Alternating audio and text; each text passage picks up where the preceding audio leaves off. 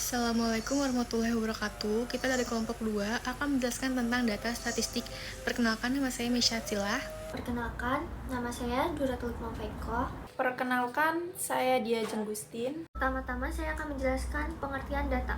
Dalam statistik, data dapat didefinisikan sebagai fakta-fakta atau angka-angka yang nantinya dapat diambil kesimpulan. Data yang biasa apabila digunakan dalam dasar pembuat keputusan, maka tentu akan menghasilkan keputusan yang bias juga. Adapun persyaratan yang harus dipenuhi dalam data yang baik yaitu sebagai berikut. Yang pertama yaitu objektif. Data harus sesuai dengan keadaan sebenarnya. Yang kedua yaitu ada representatif. Data harus mewakili objek yang diamati. Nah, yang ketiga kesalahan sampling kecil. Estimasi dianggap baik jika kesalahan samplingnya kecil. Nah, yang keempat tepat waktu. Data harus tersedia tepat waktu untuk memungkinkan koreksi jika terjadi penyimpangan. Yang terakhir yaitu relevan. Data harus berkaitan dengan masalah yang akan diselesaikan. Selanjutnya itu ada pengelompokan data. Pengelompokan data dibagi menjadi 5, yaitu yang pertama berdasarkan sifatnya. A. Data diskrit. Data berbentuk bilangan bulat diperoleh dari pencacahan. B. Data kontinu. Data berbentuk bilangan pecahan diperoleh dari pengukuran.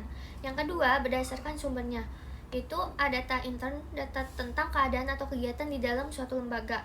Yang B. Data ekstern, yaitu data tentang keadaan atau kegiatan di luar lembaga. Nah, yang ketiga berdasarkan pengukurannya. A. Data nominal. Data nominal ini merupakan bagian dari pengukuran skala nominal, yang artinya data statistik di mana cara penyusunan angkanya berdasarkan beberapa kategori tertentu tanpa memperhatikan urutan. B. Data ordinal. Data ordinal merupakan bagian dari data hasil pengukuran skala ordinal. Artinya, data statistik yang cara penyusunan angkanya berdasarkan beberapa kategori dengan memperhatikan urutan tertentu. C. Data interval ketiga adalah data interval yang merupakan hasil dari skala interval. Data interval merupakan data yang penyusunan angkanya disusun dengan jarak yang sama antara kategori satu dengan kategori lainnya. Nah, yang terakhir yaitu ada namanya data rasio, yang merupakan hasil dari skala rasio. Data rasio merupakan data yang cara penyusunannya dengan membandingkan nilai variabel satu dengan nilai absolut variabel lainnya. Dalam hal ini adalah variabel perbandingan. 4. Berdasarkan cara memperolehnya. Yang A. Data primer jenis data dari cara memperolehnya. Yang pertama adalah ada data primer, artinya data yang caranya dikumpulkan serta diolah sendiri oleh suatu lembaga atau individu. Dilakukan secara langsung dari sumber objeknya. Yang B. Data sekunder.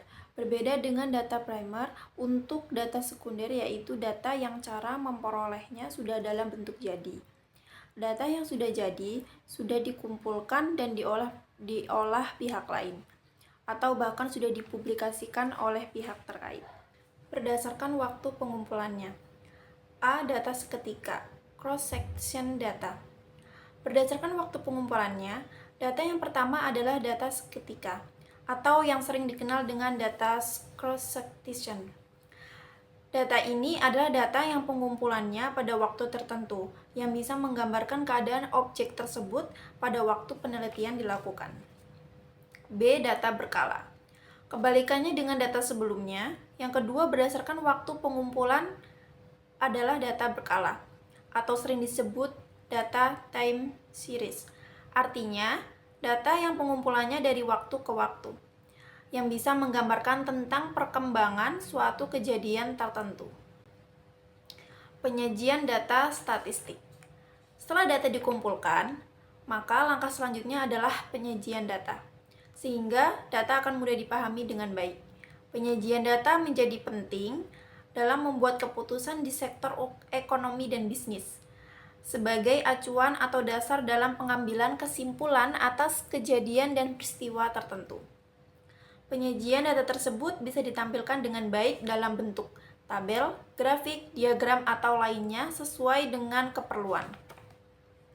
Tabel adalah sekumpulan angka yang disusun sedemikian rupa, yang disesuaikan dengan kategori tertentu, sehingga angka tersebut dalam hal ini data akan mudah diamati dan dianalisis dengan baik. Sedangkan diagram atau grafik adalah gambar yang menunjukkan data secara visual berupa angka, dan biasanya gambar tersebut berasal dari tabel yang sudah dihasilkan melalui data yang ada. Penyajian data bentuk tabel. Data-data yang sudah dikumpulkan kemudian disajikan dengan baik dalam salah satu bentuk tabel dengan klasifikasi sebagai berikut.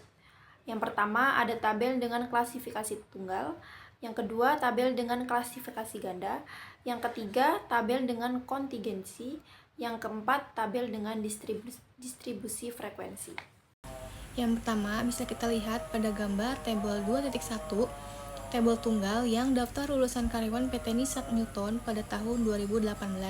Kemudian yang kedua ada tabel ganda, yaitu daftar karyawan PT Nissan Newton berdasarkan jenis kelamin dan pendidikan tahun 2018. Yang ketiga ada tabel kontingensi, daftar tingkat pendapatan keluarga dan jenis angkutan umum pada tahun 2018. Kemudian yang terakhir ada tabel distribusi frekuensi, contohnya itu 4 nilai UAS statistik deskriptif mahasiswa Fakultas Ekonomi Unpam semester ganjil 2019-2020. Kemudian ada penyajian data bentuk grafik atau diagram. Data yang sudah dikumpulkan dengan baik selain disajikan dalam tabel, ternyata bisa dijadikan dalam bentuk diagram maupun grafik. Ada beberapa jenis diagram yang perlu dipahami, yaitu sebagai berikut. Yang pertama, diagram batang, yang kedua diagram lingkaran, yang ketiga diagram lambang, keempat diagram garis. Contoh penerapan dari keempat diagram di atas akan dijelaskan dalam penjabaran di slide selanjutnya.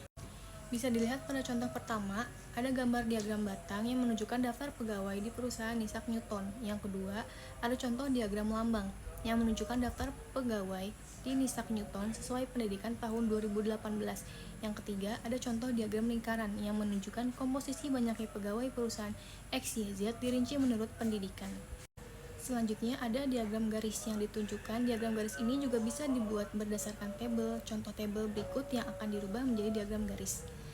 Berdasarkan data tabel yang disajikan, maka penyajian dalam diagram garisnya menjadi sebagai berikut. Sekian presentasi dari kami ucapkan terima kasih.